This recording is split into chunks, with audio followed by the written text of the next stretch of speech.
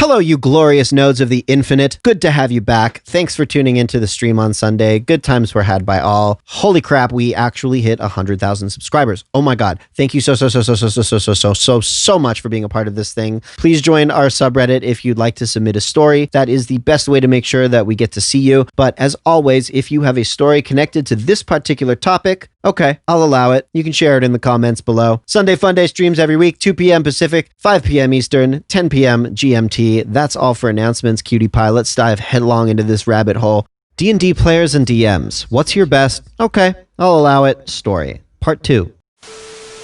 My cousin joined our group for a single session. We set him up with a solid character for his one-shot adventure. Figured the group would enjoy traveling with a generous, heavily armed veteran. He ends up wrestling a hostile wizard to the ground. He had thought to negate the spellcasting by tackling him. All in all, not a terrible idea. His grapple checks went better than expected, and he decides he can end the fight for himself. So he says, I pull out my garrote and strangle the fool. I remember his character sheet fairly well. I wrote the damn thing. Where did you find a garrote? You said yourself this character came with a brand new robe of useful things. A garrote is a useful thing. Ergo, I have one. Okay, I will allow it. I'm both a D&D player and DM, so I'll tell my favorite one. When I was a player in this story. TLDR, our bard makes an archdevil his sugar daddy and kills almost everyone as they rule over everything. Some friends and I were playing in a friend's campaign, and we were fighting the archdevils and demons. There were 8 of us, with the party looking like a rogue, 2 clerics, 1 life and me as a war cleric, 3 wizards, necromancy, evocation, and divination, followed with a bard and a tempest barbarian. We were all level 18, and we're getting close to the big bad evil guy Asmodeus. The way he had it working was that we had to defeat all the other archdevils, that rule 1 layer of hell, to get to Asmodeus, who was on the last level. So we were in the 5th layer when the ruler, Levistus, appeared and attacked us. We were losing the fight because he kept on summoning many weaker devils. The bard, though, knows that he killed Asmodeus' wife out of passion. The rogue tries to, in the middle of the battle, convince Levistus to help us kill Asmodeus so he can revive the women he killed. The rogue failed. Then the bard did what bards always do. He tried to make Levistus his sugar daddy and succeeded due to some items and a few good rolls, to which the DM says, well, this is your guys' last session for the campaign, and those were the best rolls of the night so far, so I will allow it. Can't do it again. Now, we have a ruler of hell as our bard's sugar daddy. When we finally reach Asmodeus, our bard gets Levistus, who was imprisoned by Asmodeus, to fight him to the death for his love. Levistus obviously dies, and a weakened Asmodeus gets killed, as well as our divination wizard and barbarian. The life cleric, who is now level 20, starts reviving our dead teammates when the bard asks if he can revive Levistus, to which the cleric agrees. After Levistus is revived, he kills all but the bard, and they proceed to attack the material plane and rule it. Hell yeah, that's a happy ending. That's great.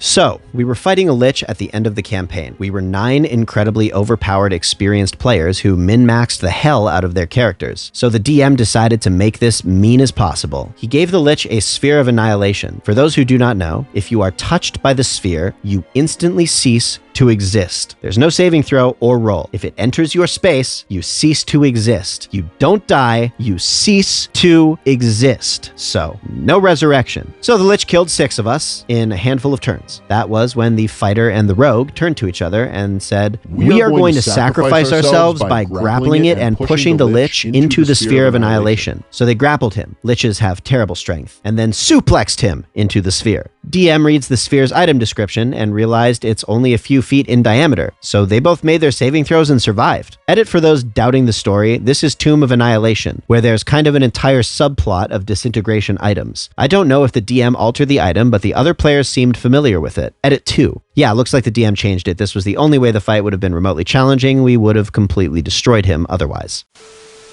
My group and I always loved to go to town. That was basically code words for we didn't want to participate in the storyline and instead liked to rile up as much shit in town as we could. It was the surefire way we could make our DM essentially flex his freestyle abilities. He used to come up with the funniest shit when he wasn't following any sort of guide. We'd start total shit in shops or do our best to coerce the local population into the bedroom, basically burn the place to the ground before we moved on. All in all, when we'd wrap up a dungeon, our DM would wince when he asked, "What do you guys want to do?" And we'd answer, "Go to town!"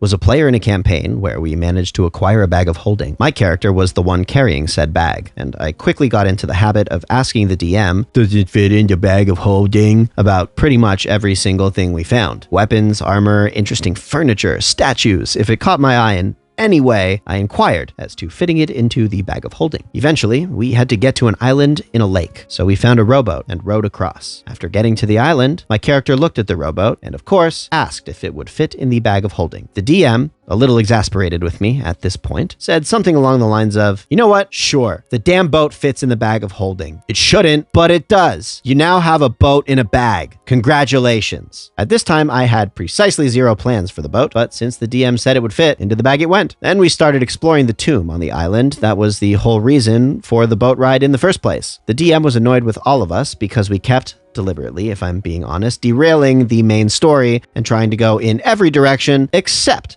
the one we needed to. So he set up one room in the tomb to be our punishment. We got to the entrance of the room and our rogue checked for traps. He rolled pretty high. The DM then gleefully described to us how the walls were covered with holes, and since the rogue had rolled well enough, he could tell they were arrow traps. Literally hundreds of arrow traps, lining every inch of every wall in the room. It would probably have taken the rest of the session just for the rogue to roll all the disabled trap checks. We wanted to clear the entire tomb, and the only path forward was through that room. We had spent a few minutes debating how we could get past this bit of DM sadism when I had an idea. I looked at the DM and said, "I oppose the rowboat out of the bag of holding." The DM and the rest of the party gave me their best, "What the fuck are you doing?" She turns the boat upside down, continued staring. She climbs underneath the boat. The DM sighed heavily and dropped his face into his hands as the party all huddled together and just walked through the arrow trap room under the rowboat, shielded from the DM's traps by the very thing the DM had allowed me to put in the bag of holding. In another campaign, I rolled a crit that made the same DM so salty that he instituted a house roll to prevent it from happening again. I miss that gaming group. It was a lot of fun. Not actually D&D, but a D&D-esque game called Shadowrun. I was creating my character, and I noticed that if I gave myself both a weak immune system and a strong immune system, I could give myself another skill point to spend later on and end up with a normal immune system. The DM allowed it, and I was the only one to notice that little loophole. Witcher D&D. Found a water hag guarding a chest of heirlooms and wearing some we were to recover. Through various hints and lore, I ended up voicing my concern that the water hag may have been the wife of the man who sent us to recover it, considering she'd died and they couldn't even find her body. My DM looked at her notes, put some papers away, and motioned for us to go on. The whole encounter was supposed to be an epic fight, but we managed to break through to her reason, have an emotional conversation, and end her life quickly when she asked us to. Spoke to her ghost as well, and promised to pass on her love to her husband and son. A few lucky rolls and some creativity, and we had one of the best encounters of our campaign. So I was at an anime convention, and they were playing live-action D&D. It's D&D, but you essentially act out on a large space and roll large dice. There was a tuxedo mask cosplayer on stage, and he said, "I will say some words of encouragement and disappear." And the DM was just like, "Roll, I guess." And he rolled and got an nat 20. Everyone was baffled. Too good not to post. This was probably 10 years ago, so details are a wee bit fuzzy. We were playing a campaign as a group of friends for the first time with a couple of new players. As we build our characters, one of our friends decides she's going to play as a halfling. She decided that as part of the standard kit, she had a bucket and rope, so she spent all her money having spikes added to the bucket and tying the rope onto it. A boat, a grappling hook, a drinking/bathing vessel, a flail, a helmet, an elevator. It was all these things and possibly more. It was literally her multi-tool in the campaign and became a huge joke of how she was going to use the bucket in any difficult situation. It was a ton of fun. The DM let it go, but he had to do some hard figuring to determine its characteristics and roles and all that. Then he killed us all. Not right away, but after many sessions. When one of our friends led us down a path he didn't want us to go down, and we kept finding ways through his challenges. I only just got back into D&D. Haha, he got you bad. He got you so bad. Allowing me to play the character in the first place. He was a half-ogre fighter who was raised by an order of paladins. He believed he was also a paladin so much it manifested in some very limited psionic abilities. Cellular adjustment for laying on hands, aura alteration so he always read as lawful good paladin, etc., etc. His war steed was an ox. His squire was a kobold. He just went along to steal treasure. He was so dumb he once got a ring of flying and couldn't figure out how to get down.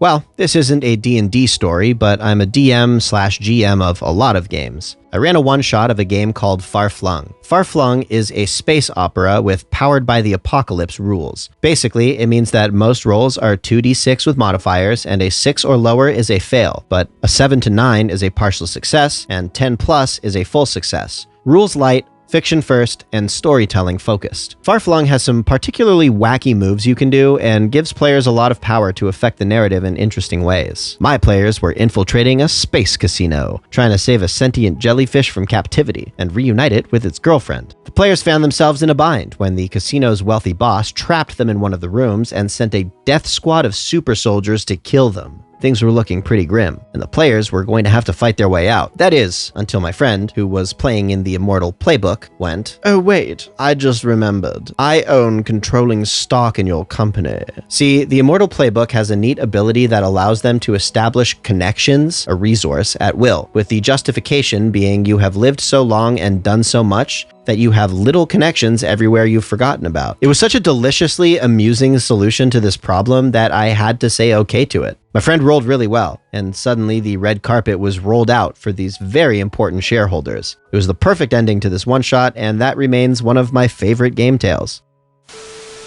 Hello, you beautiful seed of the cosmos. Thank you for navigating your boundless vessel to this particular hole in the wall of the internet. More importantly, thank you for hanging out to the very end. Quick reminder, we are live streaming every Sunday at 2 p.m. Eastern, 5 p.m. Pacific, 10 p.m. GMT. Come hang out with us and read stories and have a little Sunday fun day with the crew. Check out our Discord if you want to know what out-of-control Discord servers look like. Suffice to say, Discord is an adequate name for what lies beyond the gatekeeper there. If you got a story burning a hole in your pee-pee, please visit our subreddit r/Mr. Ripper and drop them goodies off for us to peruse. If you're new around here, please wave hello in the comments. If you're an ancient one, tell them who loves them. Thanks again for tuning in. Please sub for Nat 20s. Go perform an act of kindness for yourself and a loved one today.